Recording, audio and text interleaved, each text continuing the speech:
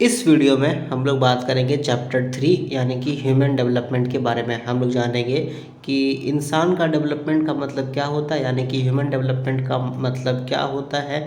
फिर हम लोग जानेंगे कि भारत में जो ह्यूमन डेवलपमेंट हुआ है उसका क्या क्या कहानी है, उसको कौन लागू करता है, उसके लिए क्या क्या इंडिकेटर्स है, किस किस चीज़ों के बेसिस के ऊपर एक ह्यूमन डेवलपमेंट निकाला जाता है। ठीक है, हेल्दी लाइफ का क्या इंडिकेटर्स है, अगर इकोनॉमिक प्रोस्पेरिटी है तो उसका क्या इंडिकेटर है, सोशल एम्पावरमेंट का क्या इंडिकेटर है।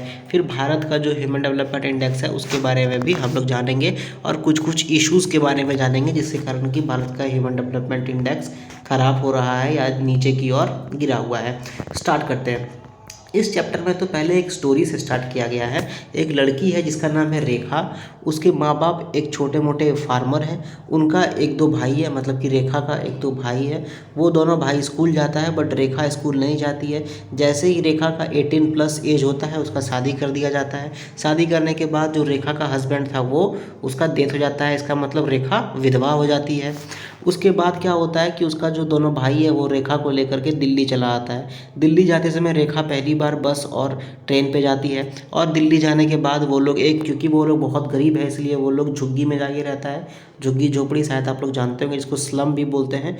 तो झुग्गी में जाके वो लोग देख जाता है और वहाँ पे वो जा कर के देखती है कि झुग्गी क्या होता है, स्लम क्या होता है। ट्रैफिक जैम्स देखती है, कंजेशन देखती है। वहाँ पे देखती है कि कितना क्राइम है यहाँ पे, मतलब किसी को मार दिया जा रहा है, किसी का चोरी कर लिया जा रहा है, कितना गरीबी है, कितना छोटे छोटे बच्चे जो है वो सड़क पे भीख मांग रहे हैं। ठीक है, तो ये सब चीज़ें वो देखती है और देखने के बाद उसके मन में ख्याल आता है कि क्या डेवलपमेंट और अंडर डेवलपमेंट दोनों साथ साथ चलते हैं। क्या ऐसा भी होता है कि किसी किसी को कुछ नहीं मिलता और किसी किसी को बहुत कुछ मिल जाता है।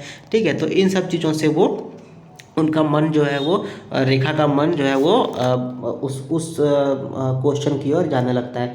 ठीक उसी तरह आप लोगों का मन भी इन सब क्वेश्चंस की ओर जाना चाहिए। तो अभी फ़िलहाल जो हम लोगों का समय चल रहा है उसमें माना जाता है कि डेवलपमेंट इज़ फ्रीडम, यानी कि आजकल के युग में माना जाता है कि डेवलपमेंट इन फ्रीडम। जैसे जैसे डेवलपमेंट होगा वैसे वैसे फ्रीडम आएगा। जैसे कि माना जाता है कि अमेरिका जो कि बहुत ज़्यादा डेवलप्ड देश है, शायद दुनिया का सबसे ज़्यादा डेवलप्ड है, उसलिए वहाँ के लोगों को बहुत ज़्यादा फ्रीडम है एज़ कम्पेयर टू इंडिया के लोगों को। डेवलपमेंट को माना जाता है मॉडर्नाइजेशन से लिंक किया जाता है कि जितना जो मॉडर्न होगा उतना ज़्यादा वो फ्रीडम इंजॉय करेगा। जितना जिसके पास लेज़र टाइम होगा, जैसे कि कोई बैठ के टीवी देख रहा है या फिर कोई जा कर के मैच देख रहा है, कोई गेम खेल रहा है, तो जितना जिसके पास लेज़र टाइम होगा, जितना जिसके पास कंफर्ट होगा, जितना जिसके पास एफ्लुएंस होगा कि वो सोसाइटी में उसकी बातों को इज्जत मिल रहा है। ठीक है, तो इन सब चीज़ों से माना जाता है कि फ्रीडम होगा। आज के ज़माने में कंप्यूटराइजेशन, जिसको कंप्यूटर आता है, जो कि कंप्यूटर चलाने में माहिर है या फिर एक तरह से जिसका माइंड बहुत तेज़ है, इंडस्ट्रियलाइजेशन, जो इंडस्ट्रीज़ की चीज़ों को यूज़ करता हो, या फिर जैसे अभी हम लोग देख रहे हैं कि बहुत नया नया कंपनी स्टार्टअप्स आ रहे हैं। ठीक है, transport, communication network, education system, advance modern medical facility, ये सब चीज़ों से डेवलपमेंट को लिंक किया जाता है कि सेफ्टी है, किसी भी इंडिविजुअल को सेफ्टी मिलता है, सिक्योरिटी मिलता है, वो रात को रोड पे चल सकता है आराम से, उसके साथ में कुछ नहीं होगा तो उसको सेफ्टी मिला हुआ है।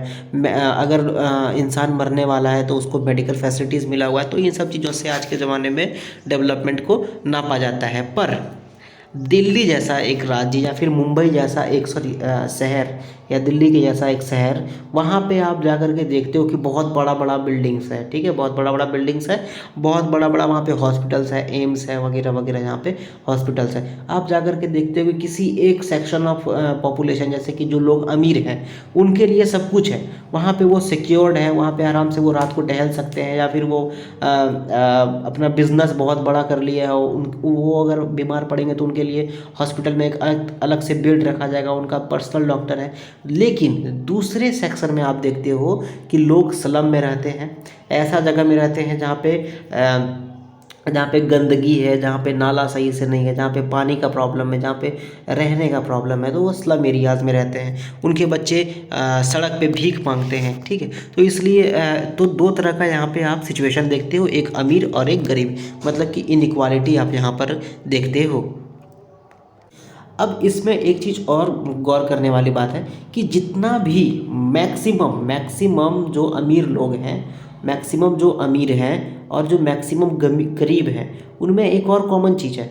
कॉमन चीज़ ये है कि जो गरीब है वो मेनली कौन सा है, वो शेड्यूल्ड कास्ट का है, मतलब कि एससीज होगा, जो जिसको हम लोग छोटी जाति, सो कॉल्ड छोटी जाति बोलते हैं।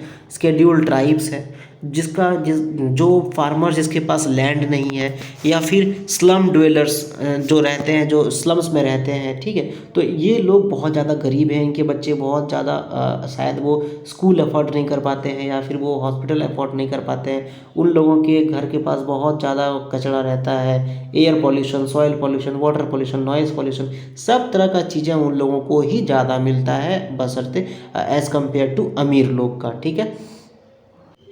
अब इससे क्या होता है, इससे ये होता है कि उन लोगों का जो कैपेबिलिटी है, आप अभी देखो कि जितना आप अगर देखोगे मैक्सिमम टाइम में जो अमीर लोग होते हैं उनके बच्चे ही स्टार्टअप्स करते हैं ज़्यादातर, ठीक है। उनके बच्चे ही बड़े बड़े बिल्डिंग्स बना रहे हैं, बड़े बड़े कंपनीज बना रहे हैं। लेकिन गरीब लोगों का बहुत कम ऐसा देखने को मिलता है कि उनका बच्चा स्टार्टअप्स कर रहा है, वो मिलियनेयर है, बिलियनेयर है, बहुत कम। तो इसके पीछे 3 इंटर रिलेटेड प्रोसेस है, मतलब कि 3 मेन कारण है कि जिसके कारण कि जो गरीब लोग हैं, जिसके पास जिसका ह्यूमन डेवलपमेंट सही से नहीं हुआ है, उसके पीछे मेनली 3 कारण है। पहला सोशल कैपेबिलिटीज़, कि वो क्या हुआ, वो गांव से आकर के शहर में आ गया, ठीक है, जहाँ पर जिसको कोई नहीं जानता था, जिसके पास कोई सपोर्ट नहीं था। अगर वो गांव में रहता तो उसको फैमिली सपोर्ट मिलता, सोसाइटी सपोर्ट मिलता, लेकिन शहर में उसके पास कोई सपोर्ट नहीं था, उसको वहाँ पे सपोर्ट बनाना पड़ेगा। तो इसलिए शायद वो सपोर्ट बनाने में नाकाम हो जाए, तो इसलिए सोशल कैपेबिलिटीज़ उसके पास नहीं रहा, ठीक है। दूसरा है इन्वायरमेंटल कैपेबिलिटीज़, वहाँ पे पॉल्यूशन बहुत ज़्यादा है, उसका दिमाग सही नहीं रहता है, एयर पॉल्यूशन है, सॉइल पॉल्यूशन है, हेल्थ पॉल्यूशन है, बहुत ज़्यादा तरह का वहाँ पर पॉल्यूशन है, ठीक है। तो जिससे कारण कि उसका शायद सही से काम नहीं कर सकता है, वहाँ पे वर्क इन्वायरमेंट उसको नहीं मिल रहा है सही से। और दूसरा बात है कि पर्सनल कैपेबिलिटी उसके पास उतना ज़्यादा नहीं है। जो अमीर लोगों के घर के बच्चे हैं, उनके पास अगर उनको कोई भी प्रॉब्लम हुआ है, हेल्थ प्रॉब्लम हुआ, या डिजीज़ हुआ, या अगर कोई एक्सीडेंट हो गया, तो उसके पास बड़े बड़े हॉस्पिटल जाने का सौभाग्य प्राप्त होता है। लेकिन जो गरीब लोग हैं उनका पास मेनली ऐसा चीज़ नहीं होता है, तो इसलिए पर्सनल कैपेबिलिटीज़ नहीं है। तो इन सब चीज़ों के कारण मेनली उन लोगों का ह्यूमन डेवलपमेंट शायद अच्छी तरीके से नहीं होता। अब आप लोग सोच रहे होंगे कि ये आखिर ह्यूमन डेवलपमेंट होता क्या है, ठीक है, ये आखिर ह्यूमन डेवलपमेंट क्या होता है। मैंने इसको बहुत बार बोल चुका हूँ। तो देखो, बात करते हैं कि ह्यूमन डेवलपमेंट क्या है।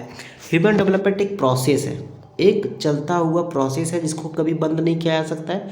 इस प्रोसेस में क्या करना है कि जो पीपल्स के चॉइस है, जो लोगों का चॉइस है, वो बढ़ते जाए। उसका जो अपॉर्चुनिटीज़ है एजुकेशन के लिए, हेल्थ केयर के लिए, इनकम के लिए, एम्पावरमेंट के लिए, और जो उसका चॉइसेस है हर तरह का रेंज में, वो बढ़े। एक उसको फिजिकल इन्वायरमेंट मिले जहाँ पे इकोनॉमिक, सोशल और पॉलिटिकल फ्रीडम उसको प्राप्त हो। इसका मतलब क्या हुआ, मान लेते हैं कि एक बेगर है जो कि भीख मांगता है, ठीक है। वो बेगर के पास अगर आप 500 रुपया दे दो तो उसके पास क्या होगा, वो 500 रुपया में या तो वो खाना खाएगा, दूसरा चीज़ तो शायद ही वो करे, ठीक है, वो खाना ही खाएगा। उसके पास कितना चॉइस है, एक चॉइस, ठीक है, मान लेते हैं अभी एक चॉइस है। दूसरा नंबर में एक बहुत अमीर, आप मान लो एक बहुत अमीर पॉलिटिशियन है, ठीक है, उसको आप 500 रुपया दे दो। अब उसके पास कितना चॉइस बचा, बहुत चॉइस है। वो 500 रुपया किसी को दान दे देगा, या 500 रुपया का स्विगी ऑर्डर कर देगा, या 500 रुपया में वो कुछ नहीं करेगा, वो फाड़ के फेंक देगा। तो उसके पास बहुत सारा maximum infinite types of choice है, ठीक है। तो यहाँ पे क्या हो रहा है, ये एक प्रोसेस है कि जो बेगर था उसको हम लोग ऐसा करें, उसके साथ में उसको कुछ काम दे दें, या फिर उसका जो स्टेटस है वो बढ़ा दें। तो इससे क्या होगा, उसका जो रेंज है कि वो चॉइस करने का, जो चुनने का, चीज़ों को चुनने का जो रेंज है वो बढ़ जाएगा, ठीक है। उसके बच्चे एजुकेशन में जाएंगे, उसके बच्चे को हेल्थ केयर अफोर्ड किया जा सकता है, मतलब अगर वो बीमार पड़ेंगे तो हॉस्पिटल ले जाया जा सकता है। साथ ही साथ उसका इनकम बढ़ सकता है, वो अगर कमाने लगेगा तो उसका सोसाइटी में हैसियत बढ़ेगा, उसका सोसाइटी में इज्जत बढ़ेगा, ठीक है। उसके बाद एक फिजिकल इन्वायरमेंट मिल सकता है जहाँ पर कि उसके पास इकोनॉमिकल, मतलब कि वो पैसा कमा रहा है तो इकोनॉमिकल हो गया। सोशल में उसको एक तरह से इज्जत मिलेगी। फिर पॉलिटिकल फ्रीडम, कि वो जा कर के एक बात बोल सकता है कि हाँ ठीक है, ये डिसीजन लेना चाहिए या ये डिसीजन नहीं लेना चाहिए, इसको अब इज्जत मिलना शुरू हो जाएगा। तो ये चीज़ है ह्यूमन डेवलपमेंट, ठीक है। इसी चीज़ के लिए जो सरकारें हैं वो काम करती हैं। For example government of India बहुत कुछ काम कर रही है, जैसे कि आपका एजुकेशन के लिए जो एजुकेशन फॉर ऑल वाला सिस्टम है वो क्या है, वो ह्यूमन डेवलपमेंट को बढ़ाने का काम कर रहा है, ठीक है। जो अपना अभी जन आरोग्य योजना है, जो जिसके कारण कि अभी फिर अभी आपका वो पेंशन वाला जो है, तो इस प्रकार से गवर्नमेंट क्या करती है, मेनली एजुकेशन में, हेल्थ सेक्टर में, फिर अभी हर घर जल पानी वगैरह देने का सिस्टम। तो इन सब चीज़ों से गवर्नमेंट चाहती है कि लोगों का जो ह्यूमन डेवलपमेंट है वो बढ़ते जाए, ठीक है। अब पहला जो ह्यूमन डेवलपमेंट रिपोर्ट आया था वो आया था यूएनडीपी के द्वारा, यानी कि यूनाइटेड नेशंस डेवलपमेंट प्रोग्राम के द्वारा 1990 में। अब ह्यूमन डेवलपमेंट का स्टार्ट कौन किया था, कि इसको स्टार्ट करने वाले दो लोग थे। एक अमर्त्य सेन थे हिंदुस्तान के, और एक महबूब उल हक थे, ठीक है, वो पाकिस्तान के थे। तो मेनली महबूब उल हक थे, लेकिन अमर्त्य सेन को भी काफ़ी क्रेडिट मिलता है ये स्टार्ट करने के लिए, ठीक है। तो 1990 से लगातार हर साल वर्ल्ड ह्यूमन डेवलपमेंट रिपोर्ट आता है यूनाइटेड नेशंस डेवलपमेंट प्रोग्राम के द्वारा। उसको लाया जाता है और बोला जाता है लोगों को कि सरकारों को कि आप देखिए कि आपके जो आपका कंट्री है उसमें आपको कितना पॉइंट मिल रहा है, आप उसको बेहतर करने का प्रयास करिए। तो इस प्रकार से उसको जो कंट्रीज़ है उसको एक तरह से पुश मिलता है, एक तरह से उसको इनकरेज किया जाता है कि आप भी बेहतर तरीके से आप अपना काम करिए। अब हम लोग बात करेंगे कि भारत में ह्यूमन डेवलपमेंट का क्या स्थिति है, ठीक है। भारत का अगर आबादी का बात करें तो 1.4 बिलियन हो गया, ठीक है, मतलब कि 140 करोड़ लोग यहाँ पे रहते हैं। और भारत 130 रैंक था उसका 189 कंट्रीज़ में, जिसका HDI था 0.640। एक बात हमेशा ध्यान में रख लें कि HDI वैल्यू साल दर साल चेंज होता है। तो आप कमेंट सेक्शन में मुझे ये बताओ कि 2022 में भारत का HDI स्कोर क्या था और उसका रैंक क्या था, ठीक है। अब कुछ कंट्री के साथ अगर तुलना करें तो नॉर्वे, जर्मनी, USA, UK सब का देखो HDI वैल्यू क्या है, 1 के लगभग करीब है। एक बात और कि 1 के जितना करीब रहेगा उतना बेहतर, और जितना 1 के 0 के करीब रहेगा उतना ख़राब, ठीक है। तो नॉर्वे, जर्मनी, USA, UK इन सब का देखो आपकी HDI स्कोर कितना अच्छा है, 0.93, 0.92, 0.95। तो इसका मतलब इन लोगों का HDI बहुत ही ज़्यादा अच्छा है। वहीं अगर इन देशों का बात करें तो भारत में 0.64, बांग्लादेश में 0.60 और पाकिस्तान में 0.562। इन लोगों का जो स्कोर है वो बहुत ज़्यादा ख़राब है। बहुत ज़्यादा ख़राब तो नहीं कहा जा सकता, लेकिन हाँ ख़राब ही है, ठीक है। अब भारत का जो HDI स्कोर है वो ख़राब है, मानते हैं, बिल्कुल ख़राब है। लेकिन इसका कुछ एक सीरियस कंसर्न देखा जा रहा है कि अगर ख़राब है तो इसका मतलब है हम लोग को और बेहतर करना पड़ेगा, ठीक है। लोगों को और चॉइसेस देना पड़ेगा, लोगों का डेवलपमेंट करना पड़ेगा, ठीक है। हालांकि जो अप्रोच है, मतलब जो जैसे अब कोई मैट्रिक्स होगा ना जिसपे कि इंडिकेटर बनाया जाता है कि कुछ चीज़ें हैं, जैसे कि जैसे मोर्टेलिटी रेट की, मतलब इन्फेंट मोर्टेलिटी रेट, बच्चा जन्म के समय कितना मरता है, या फिर इन सब चीज़ों के बारे में। तो जो अप्रोच है कि कैसे ये रैंकिंग निकाला जाता है उसमें कुछ रिजर्वेशंस है, उस पर कुछ एक तरह से आरोप लगता है, लांछन लगता है ये कि ये जो फैक्टर्स है ये कॉलोनाइजेशन, इंपीरियलिज्म या नियो इंपीरियलिज्म जैसा हिस्टोरिकल फैक्टर को इज्जत नहीं देता है या उन पे ध्यान ये नहीं देता है, ठीक है। और साथ ही साथ जो पुराने ज़माने से, जैसे कि भारत जैसा देश में जहाँ पे जेंडर और कास्ट में डिफरेंस किया जाता था, जहाँ पर जेंडर और कास्ट पे एक तरह से आपको सोशल स्टेटस मिलता था, जैसे कि जो फीमेल है उसको उतना ज़्यादा दर्जा नहीं मिलता था, जो लोअर कास्ट है उसके साथ में गलत व्यवहार किया जाता था। तो इन सब चीज़ों पर ये ध्यान नहीं देता है, ठीक है। तो इसीलिए इसका जो प्रोसेस है रिपोर्ट निकालने का, उस पे कुछ कुछ सवाल भी उठता है। ऐसा नहीं कि all things are shining like a diamond, ऐसा कुछ नहीं है। हर चीज़ में कुछ ना कुछ तो प्रॉब्लम होता ही है। वैसे ही ये जो रिपोर्ट है इसमें भी ये प्रॉब्लम है कि ये हिस्टोरिकल फैक्टर्स को ध्यान नहीं देता है। अब यूएनडीपी से इंडिकेटर जो मिलता है उसको मद्देनज़र रखते हुए भारत में भी planning commission human development report निकालना शुरू कर दिया। ठीक है, अब ये कुछ कुछ चीज़ों पे बेस्ड है। पहला इकोनॉमिक अटेनमेंट पे, दूसरा सोशल अटेनमेंट पे, और तीसरा एजुकेशन पे। ठीक है, इन 3 चीज़ों पर ये बेस्ड है। पहला बात करते हैं हम लोग की इकोनॉमिक अटेनमेंट, मतलब कि लोगों का जो आर्थिक स्थिति है वो कैसा है। अब उसके लिए क्या क्या ये यूज़ करता है। सबसे पहले ये जीएनपी यूज़ होता है, यानी कि ग्रॉस नेशनल प्रोडक्ट यूज़ होता है। उसके बाद फिर पर कैपिटा एबिलिटी, हर लोगों के पास कितना कितना जीएनपी है उसको ये लेकर के एक अपना भारतवर्ष में, भारत देश में जितने भी स्टेट्स हैं उसके लिए ये ह्यूमन डेवलपमेंट निकालता है। फिर ये देखता है कि इकोनॉमिक ग्रोथ से, एम्प्लॉयमेंट अपॉर्चुनिटी से लोगों को रोज़गार मिल रहा है, तो उससे लोगों के जो वेल बीइंग है, यानी कि लोग कितने अच्छे तरीके से रह पा रहे हैं, क्या लोग अच्छे से स्वास्थ्य का ख्याल रख पा रहे हैं या नहीं, क्या लोगों के पास अपने बच्चों को स्कूल भेजने का क्षमता बढ़ रहा है या नहीं, तो इन सब चीज़ों पर ध्यान रखा जाता है।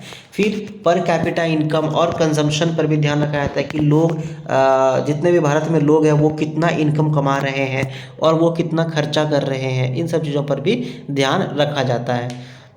अब 2011-12 में 25.7% गाँव एरिया में और 13.7% शहर एरिया में, यानी कि भारतवर्ष में 21.9% लोग जो है वो पॉवर्टी लाइन के नीचे थे। अभी आप कमेंट सेक्शन में मुझे ये बताओ कि 2022 के लिए भारत में कितना % लोग पॉवर्टी लाइन के नीचे हैं, यानी कि गरीबी रेखा के नीचे हैं।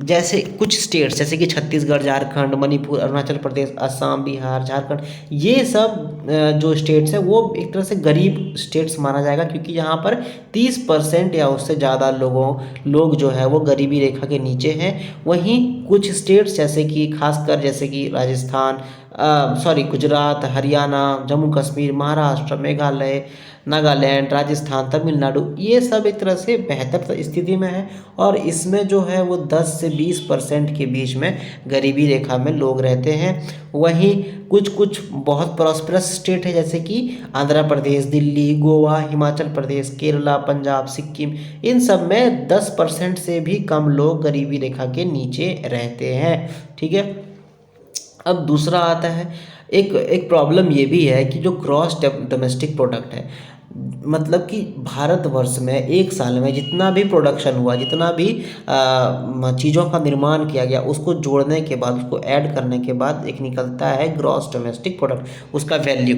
ठीक है, बस ये नहीं दिखाता है कि भारत में जो लोगों का क्वालिटी है ज़िंदगी का वो कैसा है। क्यों?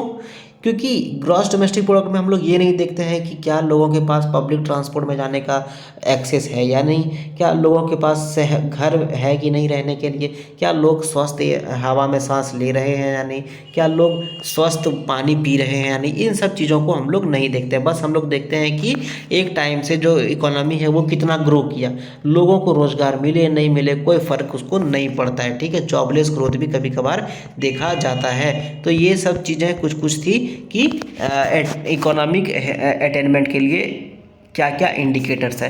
वहीं दूसरा जो पॉइंट था वो था हेल्दी लाइफ के लिए।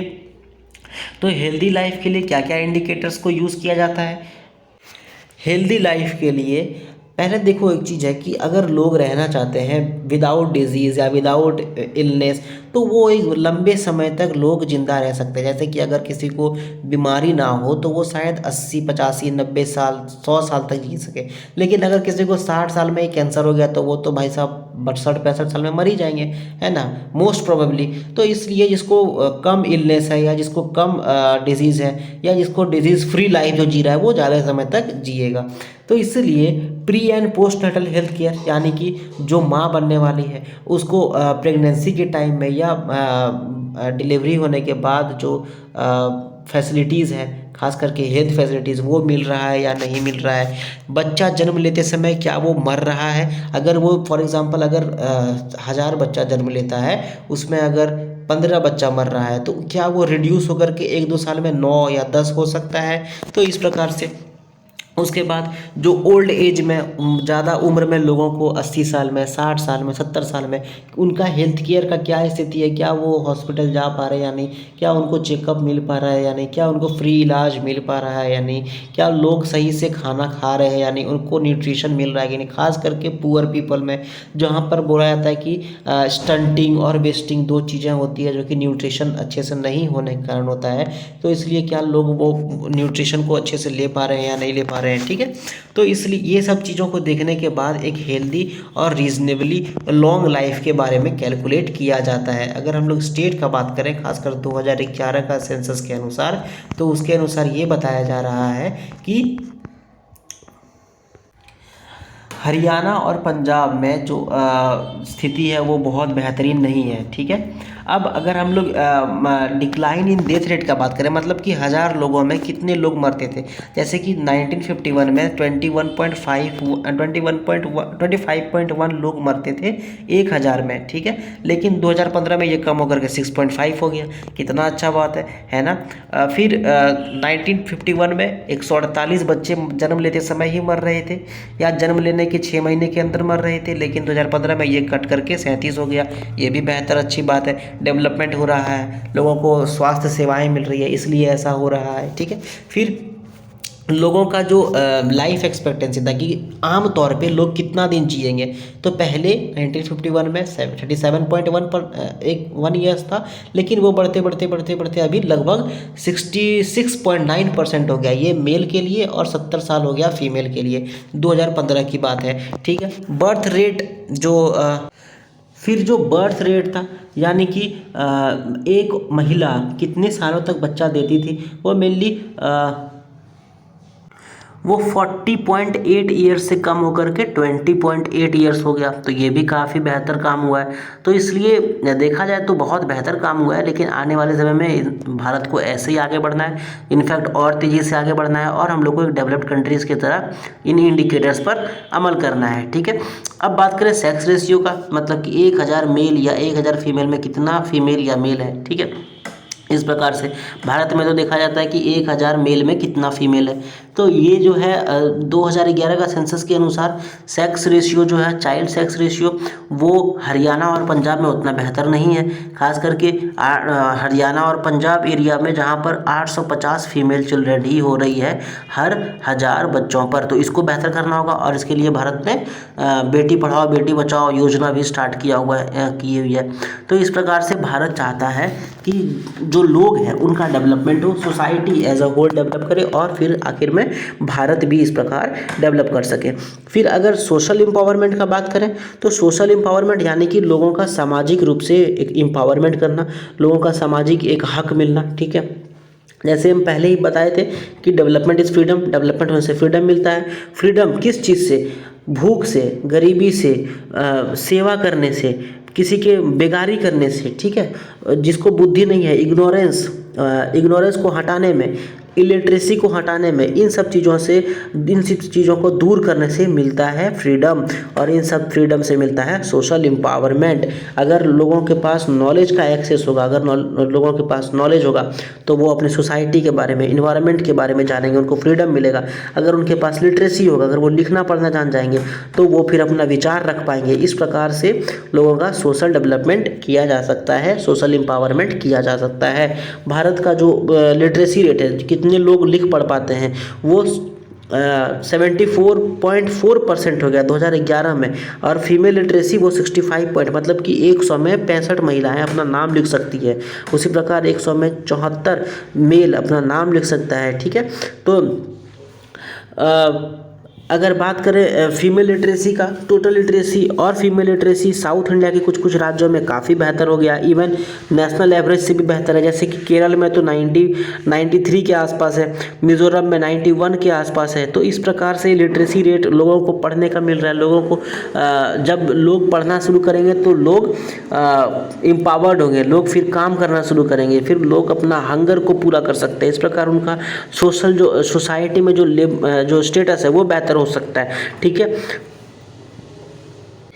हालांकि जो गांव में लोग रहते हैं या जो गरीबी में रहते हैं, जो फार्मर्स हैं, उन लोगों का जो खास करके जो एसटीज़ है, एससीज़ है, लेबरर्स है ना, माइग्रेंट लेबरर्स है, उन लोगों का जो लिटरेसी रेट है वो काफ़ी ख़राब है। उसको बेहतर करने का समय आ गया है और भारत को इसके ऊपर काम करना चाहिए। तो अब बात करते हैं, इतना जो हम लोग अभी डिस्कशन किए, इसके बाद अब हम लोग बात करेंगे ह्यूमन डेवलपमेंट इंडेक्स, भारत में जो ह्यूमन डेवलपमेंट इंडेक्स है उसके बारे में। ठीक है, तो कहाँ गया, ये गया 2011 के बेसिस पे केरला में काफ़ी बेहतर है, 0.790। ठीक है, क्यों ऐसा? क्योंकि केरल में काफ़ी वेलफेयर काम हो रहा है, वहाँ का लिटरेसी रेट बेहतर है, वहाँ लोग एम्पावर्ड है, वहाँ पे लोग एम्प्लॉयमेंट कर रहे हैं, वहाँ पे लोगों को सोशल एम्पावरमेंट है, उनका हेल्थ बेहतर है, उनका इकोनॉमिक अटेनमेंट है, इसलिए ये स्टेट काफ़ी बेहतर स्थिति में है। वहीं अगर ख़राब परफॉर्मिंग स्टेट का बात करें तो उसमें हर साल की भांति इस साल भी झारखंड, बिहार, मध्य प्रदेश, उड़ीसा, छत्तीसगढ़ ये सब है, क्योंकि यहाँ के लोगों के पास गरीबी है। लोग यहाँ पे मेनली एग्रीकल्चर में ये एग्रीकल्चर से रिलेटेड है, यहाँ पे बॉन्डेड लेबर्स है, यहाँ पे लोगों के पास लिटरेसी उतना ज़्यादा नहीं है, यहाँ पे लोगों के पास कमाई का ज़्यादा साधन नहीं है, लोगों के पास इकोनॉमिक अटेनमेंट नहीं है, लोगों के पास सोशल अटेनमेंट नहीं है, इसलिए ये लोग थोड़ा सा बेहतर स्थिति में नहीं हैं। और बीच वाले अगर बात करें तो ये वाले रीजन्स वेस्ट बंगाल, कर्नाटक, गुजरात, जम्मू कश्मीर, हरियाणा, इन लोगों के पास फिर वही कहानी, इन लोगों के पास रोज़गार है, इन लोगों के पास और बेहतर किया जा सकता है, इन लोगों के पास वेलफेयर स्कीम्स है, इन लोगों के पास हॉस्पिटल जाने का, बच्चों को स्कूल्स में पढ़ाने का क्षमता है। ठीक है, लेकिन एज़ कम्पेयर टू बिहार के लोग या मध्य प्रदेश के लोग या झारखंड के लोग, ठीक है, तो इस प्रकार से रीजनल। अच्छा, एक चीज़ और आप देखो यहाँ पर कि ये देखो, ये साउथ इंडिया का स्टेट है, ठीक है, फिर आप ये देखो साउथ इंडियन जो स्टेट्स हैं वो मेनली बेहतर काम कर रहे हैं। ठीक है, ये देखो, ये सब ऊपर में रहते हैं मेनली, आप ये चीज़ देखना। और सेंट्रल इंडिया का जैसे कि छत्तीसगढ़ हो गया, मध्य प्रदेश हो गया, उत्तर प्रदेश, राजस्थान हो गया, ये सब सेंट्रल, ये सब नीचे रहता है। ठीक है, क्यों? क्योंकि इन लोगों के पास उतना ज़्यादा मेनली ब्रिटिश टाइम से ही देखा जाए तो इन लोगों के पास कॉलोनियलिज्म था, इन लोगों के पास बेहतर तरीके से सुविधाएं नहीं पहुंचाई गई थी, तो इसलिए इन देशों को, इन राज्यों को ऊपर आने में, खास करके HDI वैल्यू इंडेक्स में अभी टाइम है थोड़ा बहुत। ठीक है, अब बात करते हैं हम लोग पॉपुलेशन, इन्वायरमेंट और डेवलपमेंट के बारे में। चलिए, डेवलपमेंट और ह्यूमन डेवलपमेंट काफ़ी कॉम्प्लेक्स कॉन्सेप्ट है सोशल साइंस में। पहले माना जाता था कि डेवलपमेंट जैसे धीरे धीरे होगा, लोगों का हर जितना भी ज़रूरत है वो पूरा होता जाएगा। फॉर एग्जांपल, जैसे जैसे भारत डेवलप कर रहा है, लोगों के पास चॉइसेस बढ़ रही हैं, ठीक है, लेकिन क्या इससे सब कुछ ख़त्म हो जा रहा है? क्या आपका जो आसपास का इन्वायरमेंट है, जो आपका एयर पॉल्यूशन है, नॉइज़ पॉल्यूशन है, क्या ये सब भी बेहतर होते जा रहा है? ऐसा तो नहीं कहा जा सकता। ठीक है, तो इस प्रकार UNDP जो है, यूनाइटेड नेशंस डेवलपमेंट प्रोग्राम, वो 1993 में बोली कि लोग पहले तो ठीक है, हम जो रिपोर्ट निकालेंगे वो रिपोर्ट तो निकलेगा ही, बट उसमें अब हम लोग ये भी देखेंगे कि पीपल का पार्टिसिपेशन कितना है, क्या लोग उसमें सही से सहभागिता कर पा रहे, या बस गवर्नमेंट जो क्लेम कर रहा है वही सही है। ठीक है, उनका सिक्योरिटी कितना है, क्या लोग सही से रह पा रहे हैं या उनके साथ में चोरी चकारी हो रहा है, क्राइम बढ़ रहा है। तो इन सब चीज़ों पे फिर देखा जाएगा कि सिविल सोसाइटी कितना अच्छा तरीके से काम कर रहा है वहाँ पे, क्या लोगों को जो बहुत ज़्यादा गरीब है, इस पर गवर्नमेंट भी वहाँ तक नहीं पहुँच पा रही है, क्या वहाँ पे NGOs काम कर पा रहे हैं या नहीं काम कर पा रहे, क्या वहाँ पे सिविल सोसाइटीज़ गवर्नमेंट का मिस फंक्शनिंग जहाँ पर हो रहा है, जहाँ पे गवर्नमेंट चूक जा रही है, क्या उसको रेज कर पा रहे हैं या नहीं कर पा रहे। ठीक है, तो इन सब चीज़ों पर भी ध्यान दिया जाना शुरू हो गया। अब कुछ न्यू माल्थुसियन, इन्वायरमेंटलिस्ट और रेडिकल इकोलॉजिस्ट ये बोलते हैं कि जैसे जैसे पॉपुलेशन बढ़ते जा रहा है, वैसे वैसे हम लोग का रिसोर्स जो है वो ख़त्म होते जा रहा है। वैसे वैसे जो रिसोर्स डिस्ट्रीब्यूशन है वो भी ख़त्म होते जा रहा है। इसलिए जो पॉपुलेशन है और जो रिसोर्स डिस्ट्रीब्यूशन है वो बढ़ते जा रहा है। मतलब पॉपुलेशन इधर बढ़ रहा है तो रिसोर्स हम लोग का घट रहा है। तो इन दोनों के बीच में जो गैप है रिसोर्स और पॉपुलेशन के बीच में, वो भी बढ़ता जा रहा है। एक समय ऐसा आएगा जब रिसोर्स ख़त्म हो जाएगा और लोग जो है वो बढ़ते जाएंगे। तो इन सब चीज़ों के ऊपर भी ध्यान दिया जाना चाहिए, ठीक है। फिर रॉबर्ट माल्थूस जो है वो एक समय बोले थे कि ऐसा समय आएगा जब लोगों का, वो तो ऐसा बोले थे कि पॉपुलेशन एकदम एक्सपोनेंशियली बढ़ते जाएगा और जो रिसोर्स है, जो एग्रीकल्चरल प्रोडक्ट है, वो ख़त्म होते जाएगा। इसलिए यहाँ पे लोग मरना शुरू हो जाएंगे। तो इन सब चीज़ों के बारे में भी ध्यान दिया जा रहा है। फिर देखा जाता है कि रिसोर्स जो है वो अनइवनली डिस्ट्रीब्यूटेड है। जैसे कि भारत में 1% लोगों के पास लगभग 50% रिसोर्स है, वहीं बाकी जो 99% लोग हैं उनके पास 50% है। जैसे मुकेश अंबानी या फिर आपका रतन टाटा या फिर आपका जो गौतम अडानी है, इन लोगों का जो नेटवर्थ है वो करीबन 10, 20, 30 करोड़ लोगों के बराबर का है, ठीक है। भारत में जितने भी गरीब लोग हैं करीबन 50 करोड़ 100 करोड़ लोगों के बराबर का है। अगर ये लोग चाहें तो ये लोग देश खरीद सकते हैं। तो इन लोगों के पास इतना पैसा है। वहीं बहुत लोग हैं जिनको 5,000 रुपया भी पर मंथ नहीं मिलता होगा, ठीक है। तो इस प्रकार से जो डिस्ट्रीब्यूशन है रिसोर्सेज का वो बहुत ही अनइक्वल है। लोगों के पास ट्रेन में या फ्लाइट में चढ़ने का पैसा नहीं है, लेकिन ये लोगों के पास अपना चार्टर्ड फ्लाइट्स है, ठीक है। तो इस प्रकार जो है वो काफ़ी ज़्यादा बढ़ते जा रहा है। अब अंत में हम लोग यहाँ पर अंत करेंगे महात्मा गांधी के उस कोट से कि लोगों के पास, हर लोग, जितना धरती में रिसोर्स है वो हर लोगों के लिए काफ़ी है, लेकिन किसी एक लोग के ग्रीड के लिए काफ़ी नहीं है, ठीक है। यानी कि अगर कोई चाहे कि हम लालच करके सब कुछ ले लें तो वो लालच कभी उसका ख़त्म नहीं होगा। लेकिन भारत में इतना, या दुनिया में इतना रिसोर्स है कि वो हर लोगों का, जितना भी लोग हैं उन लोगों का वो पेट भर सके। इसलिए हम लोगों को एक तरह से मिनिमलिज्म करना चाहिए, मतलब कि एकदम कम संसाधनों का यूज़ करना चाहिए, संसाधनों का अच्छी तरीके से यूज़ करना चाहिए। हम लोगों को देखना चाहिए कि हम लोग रिसोर्स को वेस्ट ना करें ताकि वो रिसोर्स दूसरे आदमी यूज़ कर सकें। तो इन सब चीज़ों को हम लोग करके ये चैप्टर को कंक्लूड कर सकते हैं और ये हम लोग चैप्टर ख़त्म करेंगे। साथ ही साथ अब हम लोग जान गए ह्यूमन डेवलपमेंट क्या होता है, क्या क्या चीज़ें होती है ह्यूमन डेवलपमेंट में, भारत में कैसा ह्यूमन डेवलपमेंट हो रहा है, क्यों सेंट्रल इंडिया में ह्यूमन डेवलपमेंट बेहतर तरीके से नहीं हुआ। अब आप लोग कमेंट सेक्शन में मुझे ये बताओ कि स्वच्छ भारत मिशन क्या था, उसका ऑब्जेक्टिव्स क्या था, ठीक है। एंड इस चैप्टर में बस इतना ही। एंड आई होप कि ये वीडियो आपको अच्छा लगा हो, ये चैप्टर आपको अच्छा लगा हो। अगर ये वीडियो आपको अच्छा लगा तब इसको लाइक करो, दोस्तों के साथ शेयर करो, कुछ पूछना है बताना है तो कमेंट करो, एंड चैनल को सब्सक्राइब करो। Thank you very much.